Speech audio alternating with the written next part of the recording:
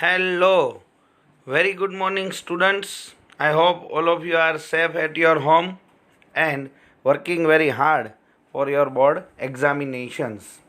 So, this is our last lecture of the chapter 2nd, that is Principles of Management, and finally we did it. Done? So, today we are going to discuss about the contribution of Peter F. Drucker in the field of management, and lastly we will take the glimpse of the whole chapter along with the questions that are important from the examination point of view. So let us start with the point number 2.5, that is contribution of Peter F. Drucker in the field of management.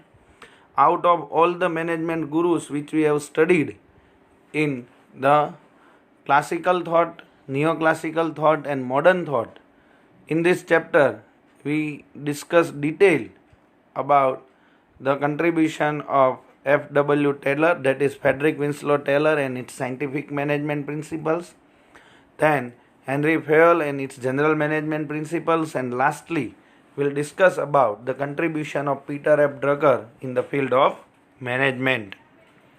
Peter F. Drucker between 1909 to 2005 as a well-known managerial leader was also a famous writer, philosopher and an educator.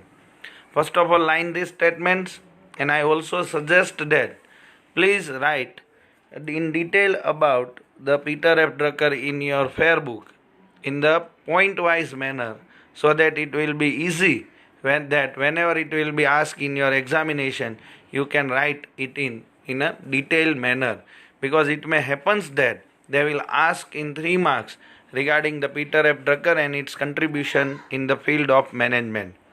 Sometimes it may also happen that they will ask about the Peter F. Drucker in 1 mark also. So we have to write the brief introduction about Peter F. Drucker.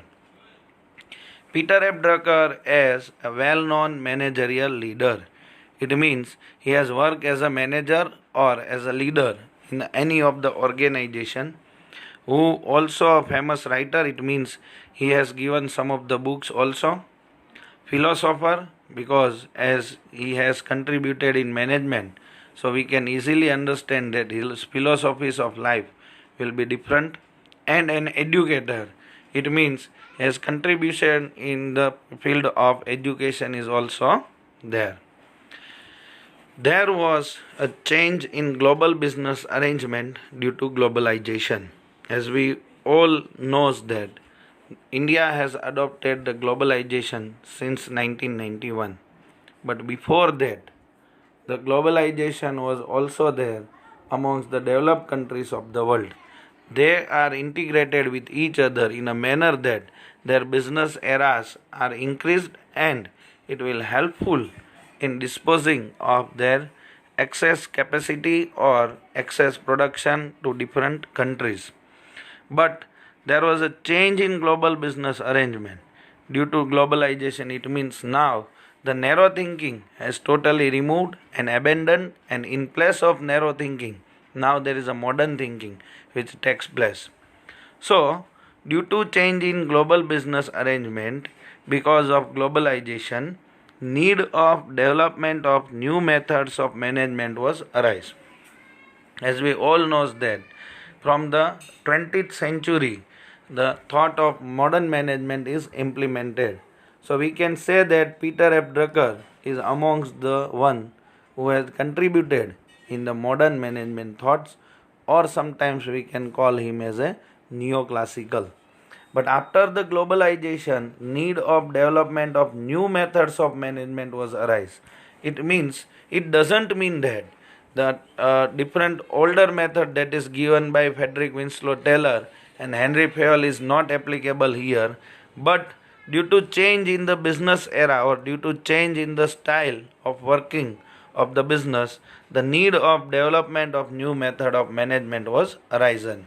It means in place of old and traditional ways of doing a business, now we are having a new methods of management which are given by Peter F. Drucker. Peter F. Drucker favored for more importance to human asset in business unit. As we all know that from the thought of neoclassical theories itself, the human assets are now more important point of view from the business, because amongst all the factors of production, all the factors of production, the human beings is the main thing which is helpful in getting more production with a very less efforts. So Peter F. Drucker favored more importance to human assets in business unit. Line this statement also. From the examination point of view, this point is very much important. Peter F. Drucker's important contribution was management by objective and principles of self-regulations are main. So, as the different authors or different management gurus has given different theories, like Frederick Winslow Taylor has given a scientific management principles, Henry Fayol has given general principles of management. Same way, Peter F. Drucker's important contribution is management by objective, that is MBO, which is very famous and useful theory in the field of management. Whenever you are studying in BBA or MBA, their theories of MBO is used everywhere, and it is helpful in achieving the business target.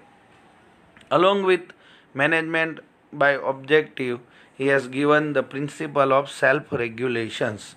So in principles of self-regulations, as we all know that nowadays, instead of total and constant supervision, now there is a new era of business arise, where the employees are working for themselves, and now they become target oriented, and there is no need of specific or constant monitoring of their activities. About management by objective, he says that there should be uniformity in aim of employees and managers for achievement of aim. This is the main point, or we can say the crux of the whole contribution of Peter F. Drucker in the field of management. So, about management by objective, he says that there should be uniformity. It means the same from all the angles in the aim of employees and manager for achievement of aim. Basically, the aim of employees and management is different in any of the business organization, because in one hand management tries to get more production from the employees and wants to give very less as income as a salary or wages to the employees, but at the same time all those employees who are working in the organization wants to give very less productivity and earn a handsome amount as a salary. So there will be a constant dilemma, or we can say there is a constant problem, or we can say the war between these two class of people, and their aim is always contradictory. But in modern management, there should be uniformity in aim of employees and managers for achievement of aim. So nowadays we are having a management which is useful to both the management and employees. In one way, management tries to say that if your productivity will increase, if you will give more production to the organization, then we will provide a more income as a wages and salary.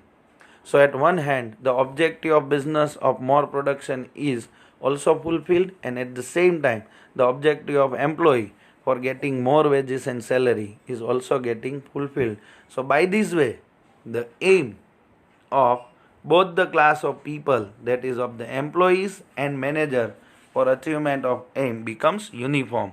And nowadays we are seeing in each and every organization, instead of time based wages and salaries, now they are focusing on the production based wages and salaries, where the employees are getting salaries not on the basis of time spent in the working unit, but on the basis of number of production unit he has produced.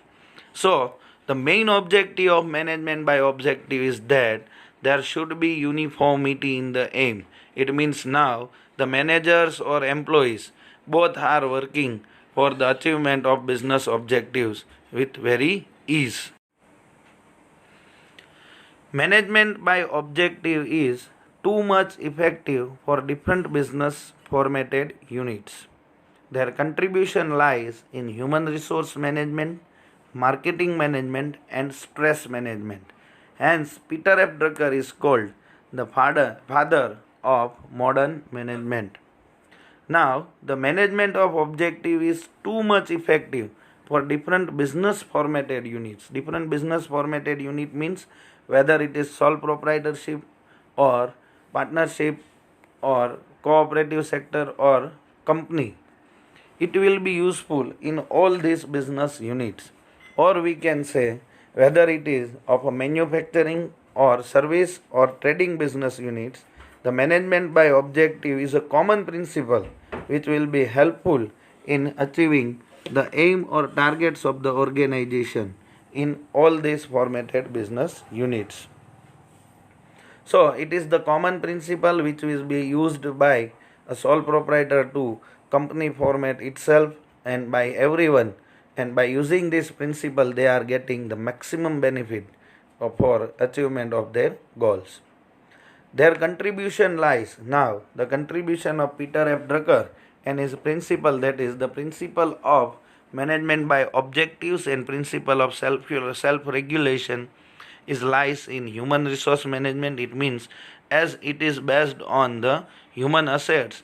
So the principle of Peter F. Drucker is useful in human resource management, in marketing management also, because there are majority the workers or the employees who are working are totally on the basis of or working on the basis of incentives and some kind of motivation.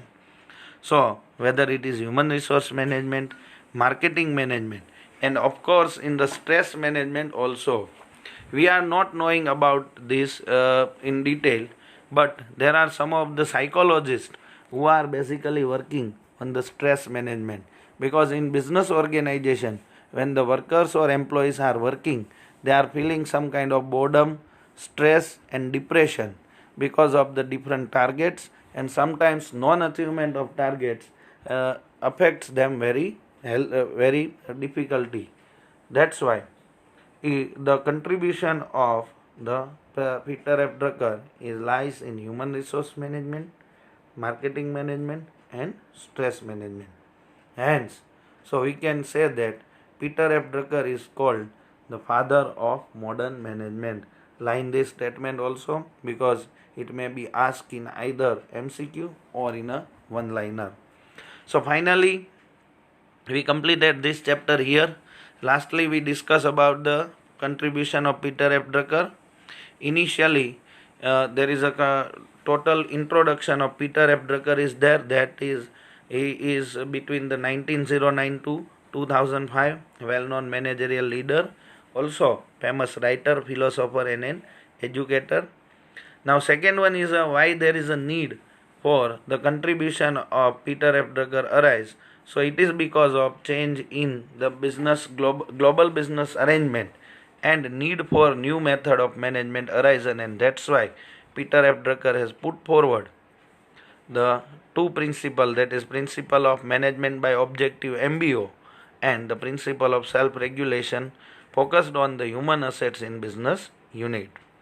And lastly, about MBO, he says that there should be uniformity in aim, that is in the purpose of employees and manager for the achievement of aim, and their principle is useful in different formatted business units. Along with their contribution is also in the human resource management, marketing management and stress management, and that's why Peter F. Drucker is called as the father of modern management. So now let us take the glimpse of the whole chapter that we discussed yet so far. First of all, the principles of management, in which in first paragraph we line some of the areas like the ending part of that particular chapter, that various management gurus from Frederick Taylor to Henry Fayol, Gilbreth, Max Weber, Chester Bernard, Peter F. Drucker and C.K. Prahlad played an important role in rendering various principles. Harold Kuntz has hailed the ideology of management as jungle. Line this statement: because this statement will be useful in your examination point of view. Then principles of management, their meaning. Here the principles of management is not specific rules, but it is the guidelines. Last line of that particular point, that is point 2.1.1, second paragraph, in a business unit some rules, principles might be formed in relation to the human behavior, so the achievement of goal becomes easy. These principles are called the principles of the management. This is what we have discussed during the meaning of principles of management, that there are some of the rules and principles might be formed in relation to the human behavior, so that we can implement a proper rules regulation regarding the relation, that is the relation between superior and subordinates, relationship between colleagues and peers, etc., and that will be helpful in achievement of goals. Next one is a concept. So management is a combination of art and science. It has natural principles.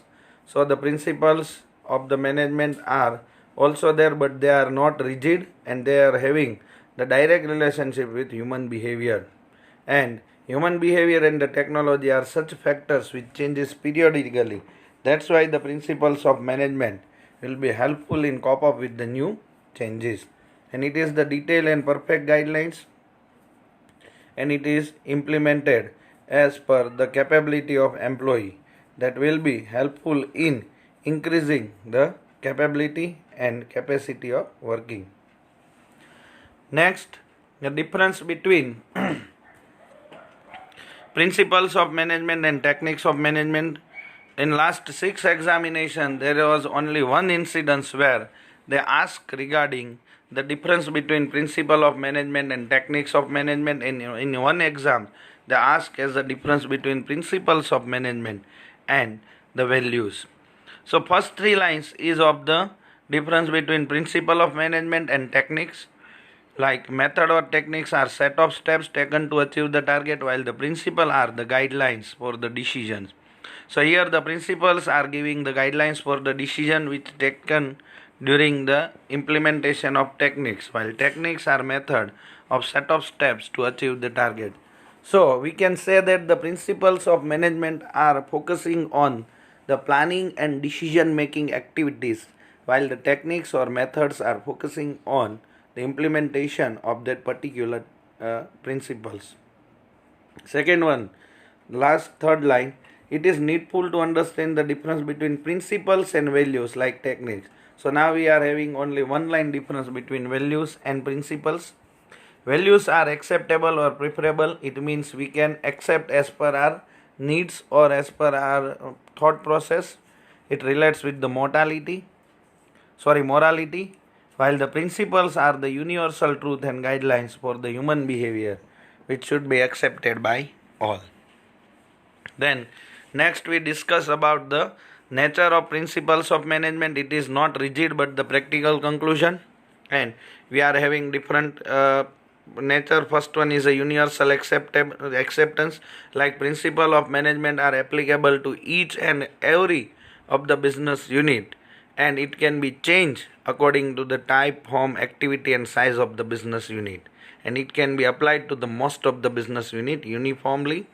Second one is a flexibility, as it is flexible because as per the situation, when a manager requires, there is a scope for flexibility.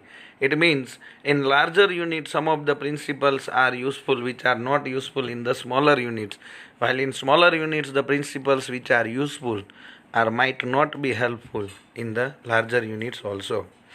Third is a general guidelines, as it is not the specific rules, regulations and code of conduct. At the time of managing a business, different and complex problems are arising, and so we have to implement these principles of management according to the different situations, so that we can achieve the desired results. Fourth one, the principles of management are based on human behavior. As the human is the center of the management, it seems big effect on human behavior and has direct relation with the human behavior. And as it is psychological phenomena, it is necessary to consider the different aspects of the human behavior while we are implementing the principles. Last one, the fifth nature is the contingency. It is one of the elements that apply the principles of management, and when we are taking the decision through the usage of this principle in certain unavoidable situation, our achievement of goal becomes easy. So, this criteria of being fair and reasonable depends upon the concern regarding necessity and contingency of the affecting factors. Then we discussed about the importance. Somewhat it is also similar to the nature of principles of management. So it gives a vision to the managerial behavior and highly affects the management works. First one, it increases the managerial efficiency because it is the guidelines which will be helpful in different situations. So the managerial efficiency can be increased. Second one is the maximum usage and effective administration of resources. As we all know that availability of human and physical resources are limited and we have to use maximum usage. With the use of these principles, we can make the best use of the effective administrative of resources. Third one is helpful for scientific and logical decision. Decision should be always based on facts, thoughtfulness, objectives and justifiable. So whenever we are taking a decision, it should be timely, reality based and effective. And here the management principles are playing a key role where they are helpful in using the decision in a timely manner. Next one is to cope up with the changing business environment, as we discussed in the flexibility that the management principles are ordinary guide and it can be used in different situation, in different style or method, so that we can achieve our goals easily in different situations. Fifth one, to fulfill social responsibility. As we all know that along with the aim of profit, there is the aim of social responsibility is also there, because the business takes birth, develops and dies in the society. That's why we have to fulfill some of the social responsibility, and in which the principles of management is useful. And lastly, in point 6 we discussed that it is useful for research, training and development, because it is a part of management thought and it will be useful in task of training, education and development, which we already discussed in the principles of Frederick, Winslow, Taylor. Now next one is the thoughts of management, in which we had discussed about the three mainly thoughts, that is thoughts of classical theory, thoughts of neoclassical theory and thought of modern theory. First of all, in thoughts of classical theory, it is presented till the end of 19th century. Main promoters are Frederick Taylor, Max Weber, Gilbreth, Henry Gantt and Henry Fayol. Out of them, in this particular point, we have discussed about the main three contributions, that is Taylor's contribution, that is scientific management principle, which we have discussed in a detailed manner. Second one is the contribution of Henry Fayol in thought of classical theory. He contributed in thoughts of management by presenting general management theories. He significantly contributed, and he decided different level of task in business unit and tried to decide limits of task. And apart from this, there is a contribution of Max Weber is also there in the thoughts of classical theory. But till the end of 19th century, format and size started to change, and due to industrial evolution, as a result, need for change in it arise, and that becomes the limitation of the classical theory, like importance to financial motivation, less importance to human approach and informal relations. So now we are having the thoughts of neoclassical theory, which is at the end of 19th century. In the starting of 20th century, Australian industrialist psychologist Elton Mayo's theory Hawthorne gave a new birth to behavior-oriented thought. So Elton Mayo is called promoter of thought of neoclassical theory. Line this statement. Though thought of neoclassical theory emphasize upon behavior approach and group behavior for management. Line this statement also. In the Hawthorne theory, the additions are made by the neoclassical theorist like informal organization, human behavior, human relations, inspirations, etc. elements are also added based on the thoughts of classical theory. Now, who are the main contributor of this neoclassical theory? That is Elton Meyer, Herzberg, Francis Likert, Chris Argyris, McGregor, and Maslow.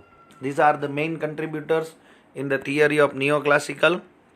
It is based on the human relations or human behavior thought, social mechanism thought, and social arrangement thought are the main thoughts of this human behavior thought, and in which we discuss about the human behavior thought, in which Professor Urvik says that you manage your man and your man will manage rest of all. So here the importance is given to the human behavior.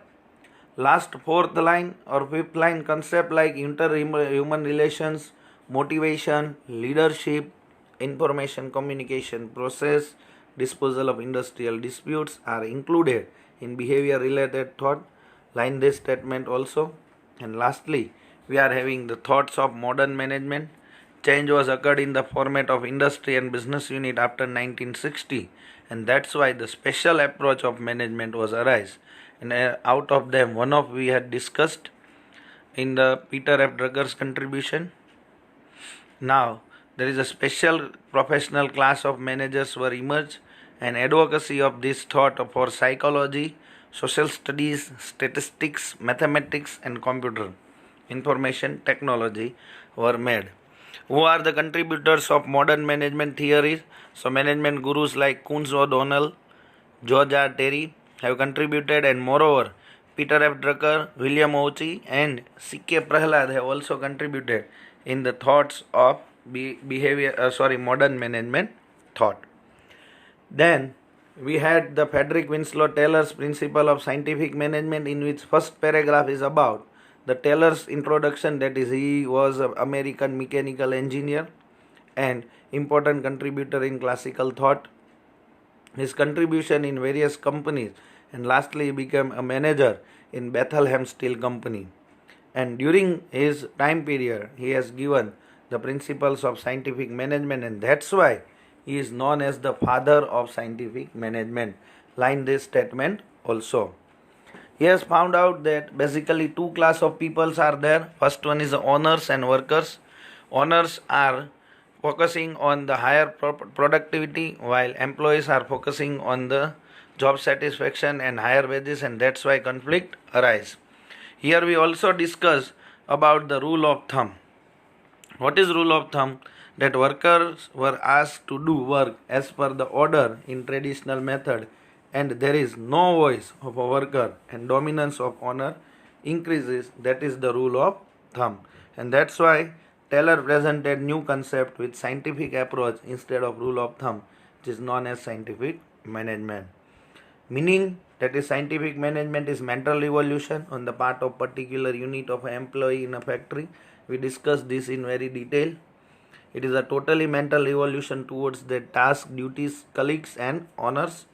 And according to the definition of scientific management, knowing exactly what you want your men to do and then to see it that they do it in the best and the cheapest way. Then Taylor advocated some of the main matters as a revolutionary thought. These three matters are very much important from the examination point of view. First one is each worker should be assigned work as per his mental and physical ability. Second, each worker should be instructed to perform maximum work as per his category. And third one, each worker doing efficient work rapidly should be paid more wages, that is 30% to 100%. All these 8 principles of scientific management are very much important. We repeatedly discussed all this, so here we are skipping this point. Then techniques of principle of scientific management, in which we studied 3 different techniques: time study, motion study and differential wage rate study. Along with that, I have also explained you the fatigue study. So these are also important techniques which we discussed in a detail. That's why we are skipping over here also. But amongst them you have to remember the difference between time study and motion study and their concepts, and differential wage rate study in a detail. The next 6 principles of Henry Fayol. This question has been asked for 4 times in last 6 examinations. You have to remember all these activities along with their classifications. The next 14 principles. Among these 14 principles, although here I am going to give you some of the important principles which can be asked in examination. Amongst them, first one is a division of work, third one is a discipline, fourth one is a unity of command, seventh one is a remuneration of personnel, ninth one is a scalar chain, 11th is a equality, and 14th is the esprit de corps, are the important principles that can be asked for 3 marks in any of the examinations. And lastly, today we discuss about the contribution of Peter F. Drucker in detail. So that's all about the chapter number 2. First of all, I suggest you to go through all the MCQs which are given in your textual exercise, and then go through all the questions and ask me if there is any kind of doubts in your mind. And I hope after completing this particular session or this video lecture, you will be able to complete your worksheets which is provided to you by the management itself. And if you are having any kind of doubt regarding this chapter, or you are unable to understand any of the concept, then please feel free to ask me.